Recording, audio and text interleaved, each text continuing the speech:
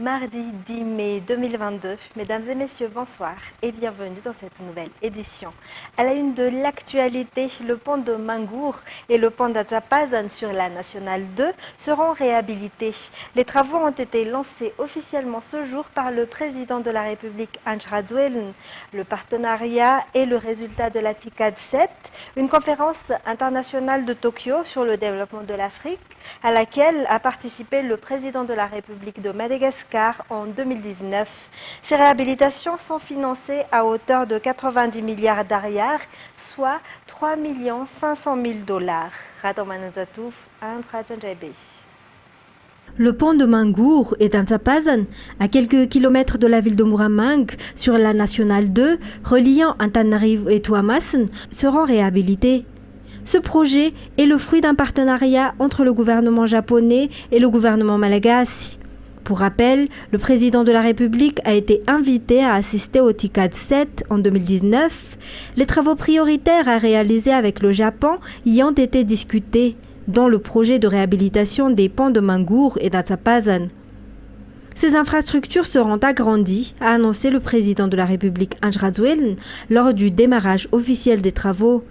L'ambassadeur du Japon résidant et travaillant à Madagascar a indiqué que cette coopération coïncide avec le 11e engagement du président de la République. Le lancement de ce projet coïncide également avec le 60e anniversaire de la coopération entre les deux pays. Il a également remercié le président de la République pour son soutien au projet commun avec la nation japonaise. Par la même occasion, il a invité le numéro 1 malagasy à assister au TICAD 8. La réhabilitation et la rénovation des ponts de Mangour et d'Azapazan seront achevées d'ici 2023, comme l'a annoncé aujourd'hui le président de la République Andry Rajoelina. Le financement est inclus dans le don non remboursable de 3 500 000 $, soit 90 milliards d'ariars pour Madagascar. Et après le district de Muramang, la délégation conduite par le numéro 1 malagasy s'est rendue à Amparafaravoul pour inaugurer le barrage de Saabé qui irriguera les rizières du sud-ouest du lac Alouch. Au cours de la cérémonie, le président a annoncé la construction de l'autoroute qui bénéficiera également à la population d'Ambatondjazak. Judica Ranjanirin, Andra Zanjaibé. Des villages environnants, de nombreux agriculteurs sont venus assister à l'inauguration du barrage construit à Saabé, commune d'Amboudrano. Une infrastructure qui irriguera jusqu'à 10 000 hectares de terres agricoles dans la Loja Mangour. Ils sont venus en grand nombre parce qu'ils attendaient depuis longtemps des infrastructures pour sauver leur gagne-pain quotidien. En effet, ils ont longtemps souffert du manque d'eau pour irriguer les terres et n'ont pas eu assez de récoltes pour se développer. Cette infrastructure inaugurée aujourd'hui résoudra leurs problèmes. Le barrage, un partenariat entre le gouvernement japonais et le gouvernement malagasy, dont les eaux parcourront jusqu'à 60 km pour irriguer les rizières dans la partie sud-ouest du lac Alouch. L'autosuffisance alimentaire est un objectif fixé par le président dans son engagement et l'approvisionnement en eau ici est conçu à cet effet. 12% des récoltes rizicoles proviennent d'Ambatondjazak et d'Amparafaravoul. Cette réalisation augmentera le taux de production locale. Cette prise en charge des agriculteurs prouve aussi que la région d'Alocha Mangour n'est pas oubliée. Le gouvernement actuel a déjà réalisé de nombreuses infrastructures inédites ici, sans parler de la réhabilitation de la RN 44, mais aussi de la route nationale 3A, ainsi que la construction de l'autoroute qui passera par ici. L'inauguration du barrage de Saabé coïncide avec la saison des récoltes et pour améliorer la récolte, l'utilisation de méthodes modernes de récolte à travers le projet PAPRI a été promue. Et en politique, certains députés ont appelé à une autre réunion à huis clos aujourd'hui. Cependant, cela ne s'est pas produit et a été reporté à une date ultérieure en raison de la non-conformité au règlement intérieur. Les députés ont insisté sur le fait qu'il n'y avait jamais eu l'intention de destituer les membres du bureau permanent. Cependant, les membres de l'Assemblée nationale n'ont ni démenti ni confirmé la demande d'augmentation de leurs indemnités. Le nombre de voix pour décider de la tenue d'une réunion huis clos demandée par certains députés au palais de Timbazaz n'a pas été atteint. Le membre de la Chambre basse était divisé. Certains d'entre eux ont souligné la nécessité d'une séance à huis clos pour discuter des affaires internes de l'Assemblée nationale. Par ailleurs, les députés ont démenti les rumeurs d'une tentative de dissolution du bureau permanent. Toujours d'après des bruits de couloir, les députés envisagent une augmentation de leur allocation, ce qu'ils n'ont ni démenti ni confirmé. Il est à noter que c'est la deuxième tentative de tenir une réunion huis clos depuis l'ouverture de cette session ordinaire. Selon le programme de la Chambre basse, les membres du bureau permanent tiendront une réunion ce jeudi matin. Redorer le blason de la fonction publique, servir la population et faire fonctionner l'administration, tels sont entre autres les points abordés par la déclaration du syndicat des Grands Corps ce jour à Antanarin, un groupement qui n'appartient à aucun parti politique et qui n'a pas d'objectif politique, selon les responsables. Saï Sylvain, Sech Anjanab. Si un pays ne progresse pas, ce n'est pas uniquement la faute des politiciens, mais aussi des fonctionnaires. Le syndicat des Grands Corps en est conscient. Les membres qui sont régis par la loi et le devoir de service public. Cela n'a pas toujours été le cas. Auparavant, les fonctionnaires sont réputés pour leur comportement arrogant ou dédaigneux. Pour redorer le blason des Grands Corps, les membres déclarent leur volonté de faire fonctionner correctement l'administration et de faire preuve de responsabilité, a déclaré le président du syndicat. Selon toujours les explications, les membres contribueront au développement du syndicat. Jusqu'à ce jour, 13 emplois administratifs sont regroupés au sein du syndicat des Grands Corps, lesquels ont appelé au respect des techniciens dans la gestion de l'administration publique et à la poursuite des fonctionnaires corrompus au niveau du PAC. Et parlons à présent d'éducation. 18 élèves du LTP Ampeflou et du LTP-GC Mamassen, issus de familles en difficulté financière, ont reçu aujourd'hui des bourses de formation émanant du gouvernement canadien dans le cadre de projets JMCT ou Jeunes Malagasy compétents en travail.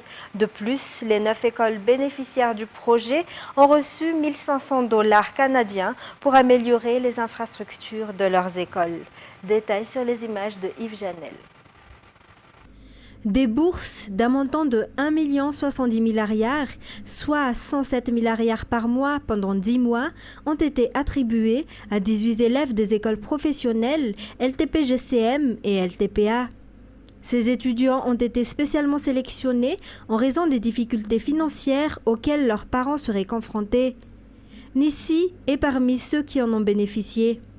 Elle aspire à devenir ingénieure après l'obtention de son diplôme. Sa mère est lavandière et couturière à ses temps perdus. Elle est célibataire. Cette bourse aidera grandement sa famille. Par ailleurs, 9 élèves issus de 7 autres établissements enseignant le BTP, le tourisme, hôtellerie-restauration et l'entrepreneuriat bénéficieront de bourses de formation comme celles attribuées aujourd'hui. L'offre est également disponible à Antranen et à Ambusc. Ces bourses de formation ont été rendues possibles grâce à un partenariat public-privé entre le gouvernement canadien dans le cadre du projet JMCT ou Jeunes Malagasy compétents en travail et le ministère de l'enseignement technique et de la formation professionnelle. Les écoles qui en ont bénéficié ont également reçu 1 500 $ canadiens pour améliorer les infrastructures. Toujours dans ce contexte, l'augmentation des frais de scolarité pour la nouvelle année scolaire est inévitable selon les explications des responsables d'écoles privées ce jour. Le taux de cette augmentation n'est toutefois pas été déterminé. Quoi qu'il en soit, les parents s'y préparent déjà. Fanjasena Mireille sur les images de Yves Janel. L'augmentation des salaires des enseignants, le paiement des dettes scolaires causées par la Covid-19, ce sont généralement les raisons de la hausse des frais de scolarité pour la nouvelle année scolaire. Selon les explications des responsables, au cours des 3 dernières années de crise sanitaire, il n'y a pas eu d'augmentation des frais d'écolage. Par ailleurs, les parents d'élèves que nous avons rencontrés nous disent qu'ils doivent se préparer dès maintenant à cette augmentation des frais de scolarité. Si la hausse des salaires s'applique pour le secteur privé, l'augmentation est justifiée selon les explications de Suzanne, mère de 2 enfants. Le taux de cette augmentation n'est toutefois pas encore déterminé. Et les élèves en classe de 7e de la circonscription de Vaknakarach sont maintenant prêts à passer l'examen du CEPE qui se tiendra en juin. La plupart d'entre eux ont déjà réussi leurs examens blancs. Pour la circonscription scolaire du Vaknakarach, le nombre de ceux qui subiront l'examen a connu une baisse. Jameson Ranjanarmanan de Viva Antirabé. La plupart des élèves de la classe de 7e ont déjà terminé leur programme scolaire et sont prêts à passer à l'examen du CEPE en juin pour la circonscription scolaire du Vaknakarach.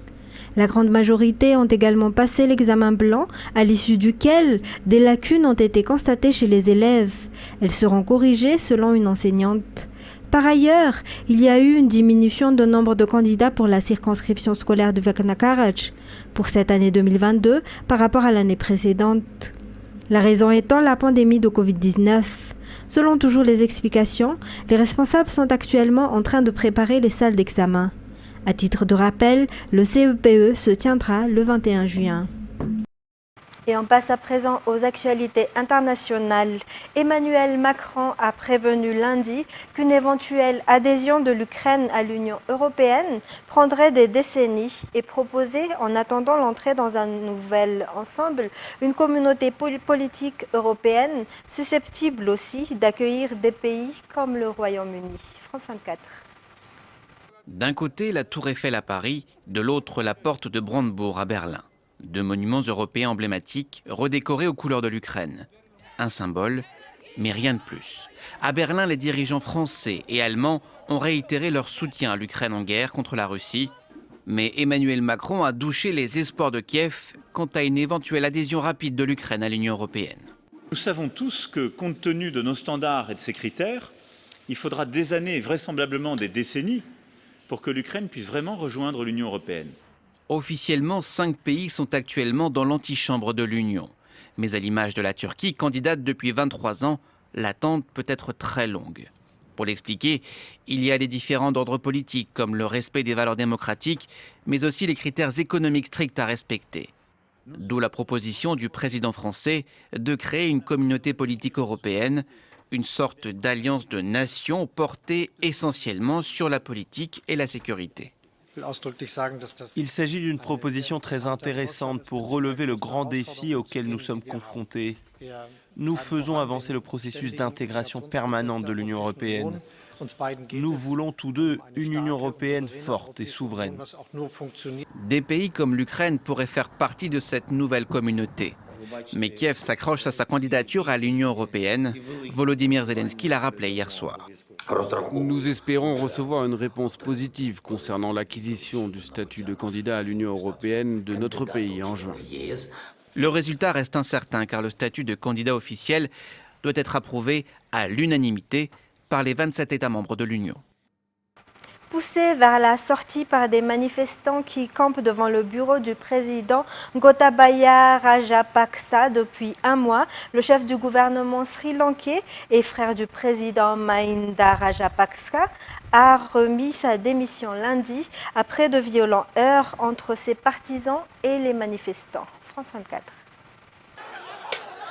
Scène de chaos en plein cœur de la capitale Colombo. La police sri-lankaise peine à contenir les partisans du gouvernement déterminés à en découdre. Ils s'en prennent aux manifestants anti-gouvernementaux mobilisés depuis un mois. Malgré la démission ce lundi du Premier ministre Mahinda Rajapaksa, la situation ne semble pas s'apaiser. Des coups de feu ont été tirés depuis sa résidence, assiégée par des milliers de manifestants. Je suis très heureux et je pense que le peuple sri-lankais doit être comblé par le simple fait qu'il ait démissionné. Nous espérons que cela conduira le président à démissionner également et le reste des membres du gouvernement à démissionner pour mener le Sri Lanka vers un avenir meilleur. En marge de ces affrontements dans la capitale, un député du parti au pouvoir a été retrouvé mort après des heurts à une cinquantaine de kilomètres de Colombo. Selon la police, il aurait mis fin à ses jours après avoir tiré sur 2 manifestants qui bloquaient sa voiture. Le président Gotabaya Rajapaksa, frère du Premier ministre démissionnaire, appelle au calme les partisans des 2 camps. Je condamne fermement la participation et l'incitation à ces actes violents, quelle que soit l'allégeance politique des participants. La violence ne résoudra pas les problèmes actuels. Je demande à tous les citoyens de rester calmes et de faire preuve de retenue. Depuis des mois, l'île de 22 millions d'habitants subit de graves pénuries de produits alimentaires, de carburant et de médicaments. Une partie de la population accuse les frères Rajapaksa d'avoir précipité le pays dans la crise. Dans ce climat très tendu, un couvre-feu a été décrété par les autorités, en plus de l'état d'urgence, déjà en vigueur depuis vendredi. La COP15 contre la désertification a débuté lundi à Abidjan, en Côte d'Ivoire, en présence de plusieurs chefs d'État africains, de représentants de la société civile et du secteur privé, réunis pour parler désertification et sécheresse dans le monde, des phénomènes qui touchent directement l'Irak, où des tempêtes de sable et de poussière ont récemment causé l'hospitalisation de milliers de personnes. France 24. Une nouvelle tempête de poussière et de sable balaye Bagdad. La ville disparaît dans un épais nuage orange pour la 7e fois en un mois. C'est fatigant. On subit le changement climatique. J'en ai vraiment marre. Ces tempêtes de poussière surviennent à peu près tous les 3-4 jours en ce moment en Irak. Les aéroports internationaux doivent fermer. Le peu de visibilité sur les routes provoque évidemment plus d'accidents. Et ces tempêtes occasionnent également des dizaines d'hospitalisations. À l'hôpital Kindi, au centre de Bagdad, quelques patients sont déjà pris en charge. Cette femme souffre d'asthme chronique. Son mari est inquiet. La semaine dernière, elle a failli mourir. Elle étouffait. Heureusement, les médecins l'ont prise en charge. Dehors, la tempête continue de faire rage. Les médecins savent qu'ils vont devoir accueillir des personnes en détresse respiratoire toute la journée. Cette année, on a beaucoup plus de tempêtes de poussière. C'est très fréquent. Le nombre de patients ne cesse d'augmenter dans nos services. La multiplication de ces tempêtes est due à une désertification d'ampleur dans le pays.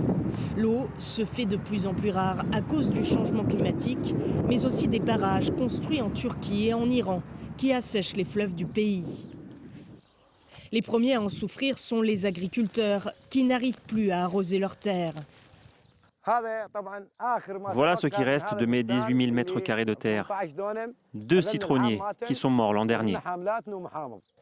Ce cultivateur a dû acheter une pompe pour puiser dans les eaux souterraines, mais ces solutions ne sont pas viables sur le long terme. Il y a beaucoup de sulfate dans ces eaux, ça tue nos plantations. Honnêtement, c'est impossible d'être agriculteur dans ce pays aujourd'hui. Le secteur est tout simplement en train de mourir. L'Irak fait partie des pays les plus vulnérables au changement climatique et ses 40 millions d'habitants en subissent déjà chaque jour les conséquences. Et c'est la fin de cette édition. Mesdames et messieurs, merci de l'avoir suivi. Restez avec nous tout de suite après l'émission Nizouk, présentée par C. Nourani Irlant. Au revoir et bonne soirée en notre compagnie.